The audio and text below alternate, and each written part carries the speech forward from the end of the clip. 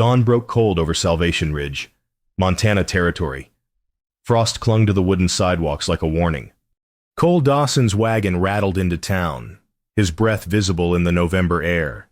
Behind him, two children huddled beneath wool blankets: Tommy, 8 years old and solemn, and Lily Ann, 5 and still believing the world was kind. Cole needed supplies before the first real snow. Flour, salt, lamp oil. The list was short, his money shorter still. He pulled the wagon to a stop outside the general store. That's when he saw her. A woman knelt in the dirt near the store's entrance, hand outstretched, eyes hollow as empty wells. Her dress was threadbare, her face gaunt. She didn't speak, didn't beg aloud, just waited, trembling, for mercy that never came. Townspeople stepped around her like she carried plague. A woman in a feathered hat pulled her skirt aside with exaggerated disgust.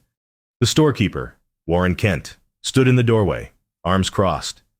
"Get, before you scare off paying customers." Warren barked. The woman flinched but didn't move. Cole's daughter tugged his sleeve. "Papa, why won't they help her?" His jaw tightened. He recognized desperation. He'd tasted it himself 3 years ago, standing over a fresh grave with 2 children clinging to his legs. He dismounted slowly, boots crunching on frozen ground. Tommy watched from the wagon, silent, learning. Cole approached the woman. She looked up, fear flickering across her face, expecting a kick, not kindness. He pulled a loaf of bread from his saddlebag and set it beside her boot. "Ain't charity if it's owed, ma'am," he said quietly, tipping his hat. Her lips parted. I can't pay you back. Didn't ask you to." She stared at the bread like it might vanish. Then her trembling hands closed around it, and something fierce lit her eyes, not gratitude, but defiance. She was starving, but she wasn't broken. Cole turned back toward the store. Warren Kent watched from the doorway, mouth twisted in disapproval. Behind him, the woman whispered, "Thank you." He didn't turn around, just nodded once and kept walking. Every good thing worth having comes the hard way, his father used to say. Cole was beginning to remember what that meant. Inside the general store, lamplight flickered against shelves of canned goods and coiled rope. The air smelled of tobacco and leather. Warren Kent counted coins slowly, deliberately ignoring the woman who'd followed Cole inside. She stood near the counter, shoulders straight despite her ragged dress. "This is Grace Porter," Warren said, not looking up. "Used to be married to Jacob Porter. He died of fever 6 months back." Cole nodded. "I'm sorry for your loss, ma'am." Grace's voice was steady. "His family turned me out, said I brought bad luck." Warren snorted. "She's got nothing but trouble to her name. Dawson. Best she move on." From the corner, Preacher Silas cleared his throat. "The Lord provides for the righteous. If she's suffering, perhaps it's a lesson." Cole's hands clenched. He'd heard that same sermon at his wife's funeral. Easy words for men who'd never gone hungry. Lily Ann appeared at his side, slipping her small hand into his. "Papa, can we help her?" He looked down at his daughter's wide eyes, then at Grace Porter, who stood tall despite the hunger carving shadows into her cheeks. His late wife's ghost still haunted their cabin. Her quilt hung untouched on the wall. Her chair sat empty at the table. He'd locked his heart away, buried it deep where nothing could touch it again. But the child's question cut through his fear. He turned to Grace. "I got a cabin that needs mending and mouths that need feeding. You work. You eat. Fair trade." Her chin lifted. "I don't take charity. Good, 'cause I don't give it. I'm offering work." Warren Kent's eyes narrowed. "You sure about this? Dawson folks'll talk." "Folks always talk," Cole said. "Don't mean I gotta listen." Grace studied him for a long moment. Then she nodded once. "I accept." Warren muttered something under his breath. Preacher Silas shook his head, disapproval radiating from every pore. Cole didn't care. A man's word is his bond, and he loaded his supplies into the wagon. Grace climbed up beside Tommy, who eyed her warily. Lily Ann smiled as they rolled out of town. Cole glanced back. Warren Kent stood in the doorway, arms crossed, already composing the gossip he'd spread. Let him talk. Winter was coming, and talk wouldn't keep anyone warm. The wagon creaked through 15 miles of open country. Mountains loomed purple in the distance, peaks dusted with early snow. The wind carried the scent of pine and coming cold. Grace sat in silence, clutching a small bundle everything she owned. She studied the landscape, memorizing escape routes. Trust was a luxury she couldn't afford. Tommy sat beside her, carving a stick with a pocket knife. He didn't speak, but he didn't move away either. Lily Ann chattered about their chickens, their cow Bessie, and the barn cat who only came out at night. Grace listened, nodding in the right places, careful not to intrude. When the cabin came into view, Grace's chest tightened. It was small but sturdy logs chinked tight, smoke rising from a stone chimney. A garden plot lay dormant beside the well. Fences stretched toward the tree line, keeping livestock safe from wolves. It looked like home. That's what scared her most. Cole helped her down from the wagon. I'll show you around. Inside. The cabin was simple. A stone hearth dominated one wall. Cast iron stove beside it. A table, 4 chairs, 2 narrow beds in the loft. And on the wall, untouched and sacred, hung a quilt stitched with wildflowers. Grace recognized a shrine when she saw one. Loft's yours, Cole said quietly. Stove stays warm through the night. Well's 20 paces out. Privy's past the barn. Tommy and Lily Ann scrambled up the ladder, showing her where they slept. You'll be between us, Lily Ann said proudly, so you won't be scared. Grace's throat closed. She hadn't been protected in so long. She'd forgotten what it felt like. That evening, she set the table for 5, 2 extra plates for ghosts. Cole noticed but said nothing. His wife used to hum while cooking. Grace moved in careful silence, unwilling to erase what still lived in these walls. They ate stew in quiet, spoons scraping against tin. Tommy watched her from beneath his brows. Lily Ann kicked her feet under the table after supper. Grace washed dishes while Cole banked the fire. Outside, the first snowflakes began to fall. She paused at the threshold of the loft, 1 foot on the ladder. I won't be trouble. Mr. Dawson. He looked up from the hearth. You don't have to be afraid here. She wanted to believe him. But fear had kept her alive this long. She climbed the ladder, pulled a thin blanket to her chin, and listened to the wind howl. Outside, snow piled against the door. Winter had arrived. Leaving now meant death. She'd crossed the threshold. There was no going back. Judge not lest you find yourself judged, her mother used to say. Grace hoped God was more merciful than men. She closed her eyes and, for the first time in months, slept without waking. 2 weeks passed in a rhythm of labor. Grace rose before dawn, stirred the fire, set bread to rise. Cole chopped wood, mended fences, fed the livestock. Tommy practiced his letters. Lily Ann followed Grace like a shadow, learning to knead dough and mend socks. The cabin filled with small comforts, warm bread, laughter, the smell of stew simmering on the stove. Grace proved herself daily. Fences stayed tight, hems stayed stitched. The children ate well and smiled often. She asked for nothing, offered everything, and moved through the space like she was trying not to leave footprints. Cole watched from the barn one morning as she taught Lily Ann to read by the window. Patience in every gesture. His daughter's face glowed with concentration. Something loosened in his chest. That afternoon, they worked side by side on the roof, replacing rotted shingles before the next storm. Grace handed him tools without asking, anticipated his movements, worked in the easy silence of people who understood labor. "You're good at this," he said, hammering a nail. "Had to be," she replied. "Jacob was sick the last year. I did most of the work. I'm sorry." "Don't be." "I learned I'm stronger than I thought." He glanced at her. Wind tugged at her hair, color returning to her cheeks. "She's got more grit than a wagon load of gravel," he thought. That evening, as the sun set orange and gold, Grace hummed while washing dishes. Just a few notes, nothing fancy. But Lily Ann's head snapped up.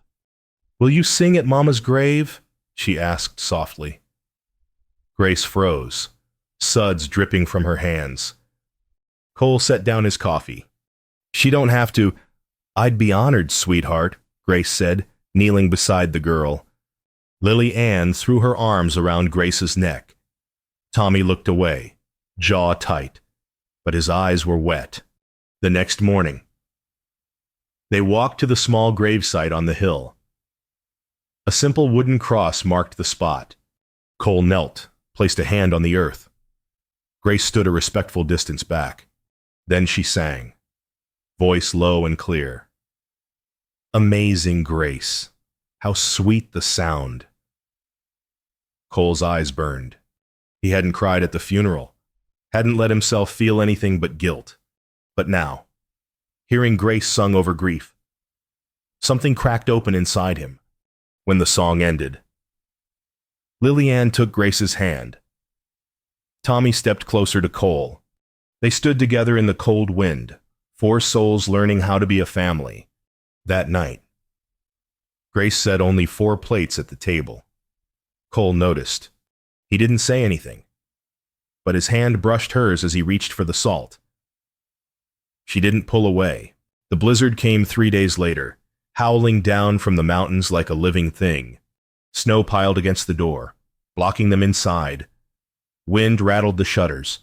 The world disappeared into white. They were trapped for 3 days. Grace stirred stew on the stove, rationing their supplies. Cole fed the fire, keeping it burning steady. Tommy and Lily Ann played quietly in the loft, aware that something had shifted in the air below on the second night when the children finally slept. Cole and Grace sat by the fire. The only sounds were the crackling logs and the wind's endless wail. "Can I ask you something?" Grace said softly. "Go ahead. Why did you help me that day in town?" He stared into the flames. "My wife died 3 years ago. Childbirth. Baby didn't make it either." Grace's breath caught. "I rode through a storm to fetch supplies," he continued. "Came home and found her bleeding out. Midwife said if I'd stayed, maybe I could have done something. Cole, I blamed myself. Still do, some days." He looked at her then, eyes shadowed. "When I saw you kneeling in that dirt, I saw myself. And I thought, maybe this time I could do something that mattered." Grace's eyes filled. "I was married at 16 to a man twice my age. He wasn't cruel, just tired. When he died, his family said I was cursed, that God took him because I was wicked. That's a damned lie. Is it?" Her voice broke. "Everyone I've ever loved has left me. My parents, my husband, even the town. Maybe I am cursed." Cole leaned forward. "You ain't cursed. Grace, you survived. That's strength, not sin. Then why does it hurt so much? 'Cause you're still alive. Pain means you're healing." They sat in silence, shoulders nearly touching. Outside, the storm raged. Inside, something thawed. "We both got ghosts," Grace whispered. "Yeah." He nodded. "But maybe we ain't got to carry 'em alone." Her hand rested on the bench between them, slowly, carefully. His fingers brushed hers. She didn't pull away. They sat like that until the fire burned low. 2 wounded souls finding warmth in each other's presence. Can't see the stars without the dark. Cole's father used to say, maybe he was right. When Grace finally climbed to the loft, she looked back once. Cole stood by the fire, watching her. Neither of them spoke. But something had changed. The storm outside was fierce. The storm inside had just begun. Spring thaw came slowly, grudgingly. Snow melted into mud, turning roads into treacherous rivers. But the world was waking, and so were the whispers.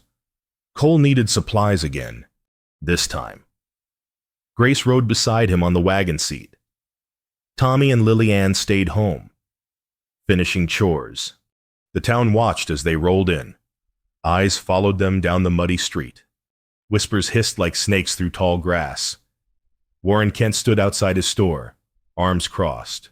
Women clutched their shawls, scandalized smiles playing at their lips. Preacher Silas stepped into their path.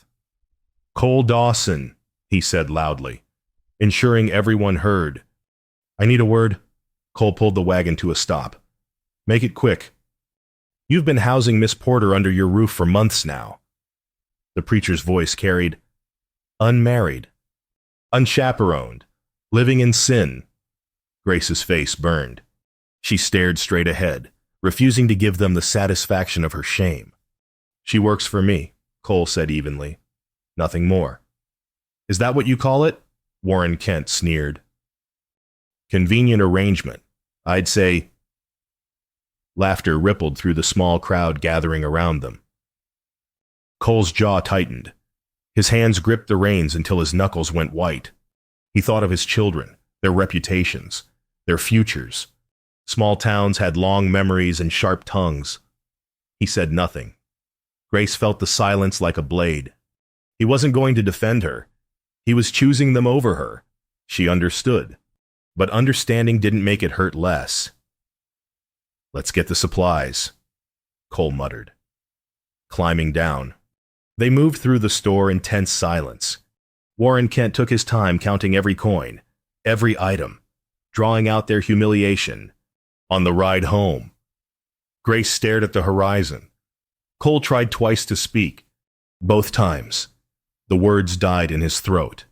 That night, after the children were asleep, Grace packed her bundle. Everything she owned fit into a worn canvas sack. She went to the barn, bedded down in the hay beside the horses. Cole watched from the cabin window. His hand reached for the door latch. He didn't open it. Words are cheap, his father used to say. Actions speak louder. Cole had chosen silence. Grace had chosen survival. The distance between the cabin and the barn might as well have been 1,000 miles. Dawn broke pink and gold over the mountains. Cole saddled his horse before the children woke and rode to the small cemetery on the hill. He knelt at his wife's grave, hat in his hands. "I'm sorry I loved you so poorly," he whispered. "I'm sorry I'm afraid to try again." The wind stirred the grass. Somewhere, a meadowlark sang. "Grace makes me feel alive, but every time I let myself care. I remember losing you, and I'm terrified." He pressed his palm to the earth. "I was a coward yesterday. I let them hurt her because I was scared."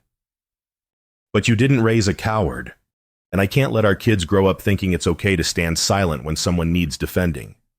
Footsteps crunched on gravel behind him. He turned. Lillian stood there in her nightgown and boots, hair tangled from sleep. "Mama wouldn't want you sad forever, Papa." His throat closed. "I know, baby." She took his hand. "Grace is nice. She makes us happy. Mama would like that." Out of the mouths of babes, he thought. Truth so simple a child could see it. He rode back to the homestead, heart pounding. Found Grace in the barn, brushing down the horses. "I was afraid," he said from the doorway. "But I ain't no more." She didn't turn. "Words are cheap, Cole." "I know." He stepped closer. "That's why I'm not just talking. Sunday. We're going to church.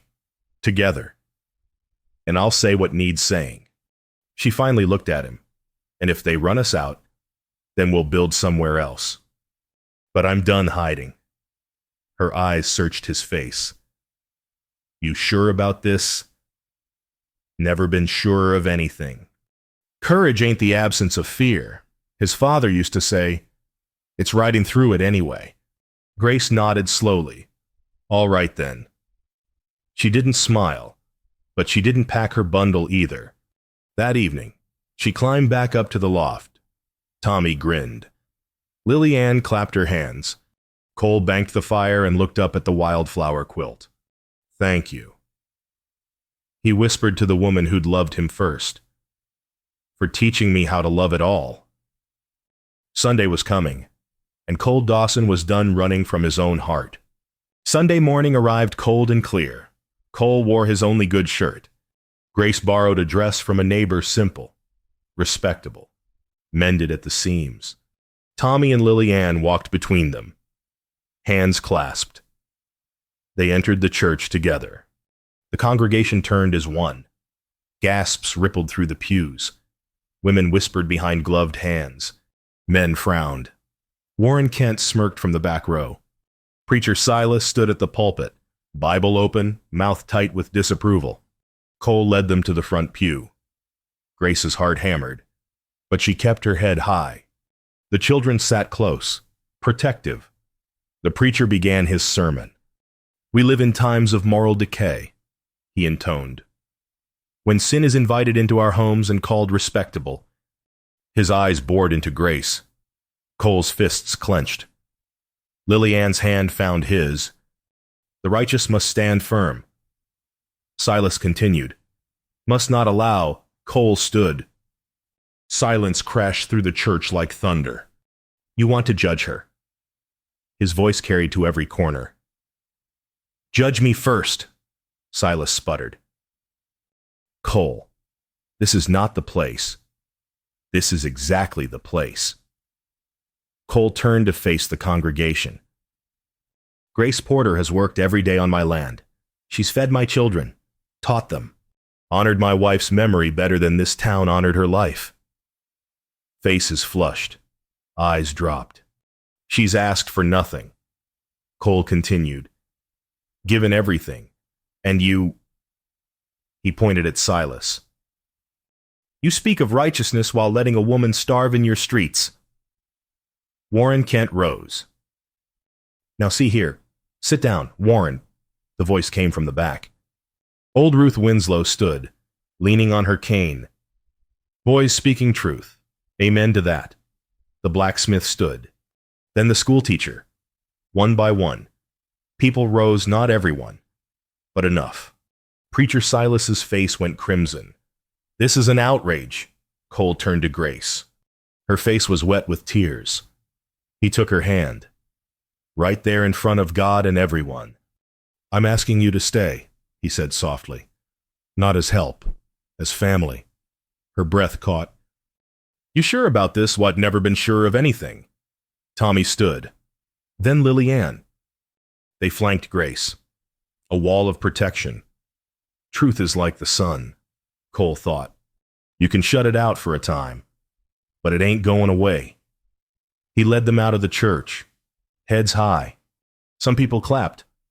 Others scowled. Warren Kent looked ready to spit. Cole didn't care. He'd said what needed saying. They rode home in silence.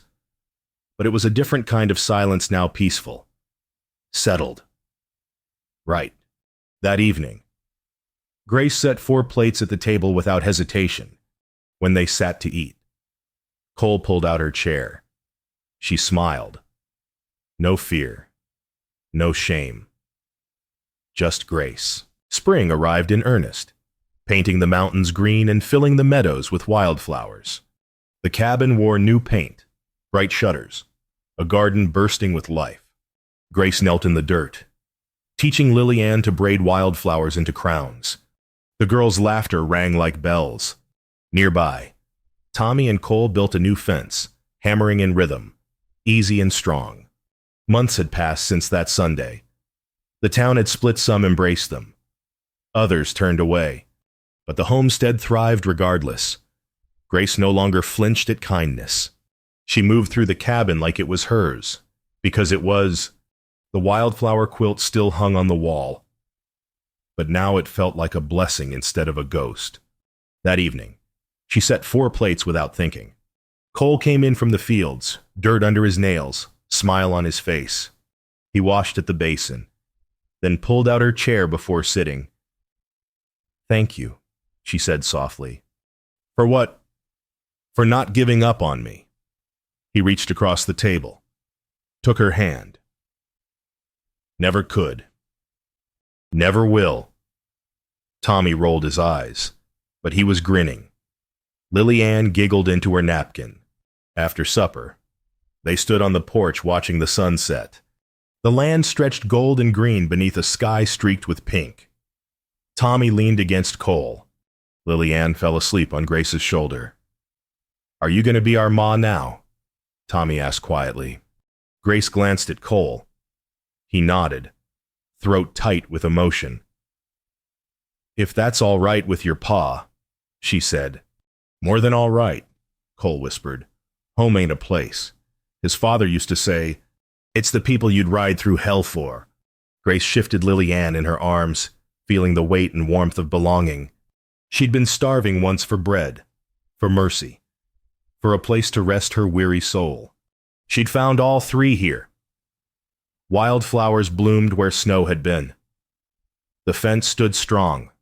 The children grew tall and brave, and 2 broken people had built something whole from the ruins of their grief. Cole put his arm around her shoulders. She leaned into him, solid and sure. "Thank you," she said again. "For what? For the bread that day? For seeing me when everyone else looked away?" He pressed a kiss to her temple. "Every good thing worth having comes the hard way." She smiled. "Then we earned this." "Yes, ma'am, we surely did." The sun dipped below the mountains. Stars began to appear, one by one, lighting the way forward. Inside, the stove glowed warm. The table was set for 4, and somewhere in the wind, the echo of old ghosts faded, giving way to new beginnings. They stood together on the threshold of tomorrow, a single father, a starving bride, and 2 children who'd learned that family isn't born. It's built, log by log, day by day, with bread, mercy, and stubborn, relentless love. The end.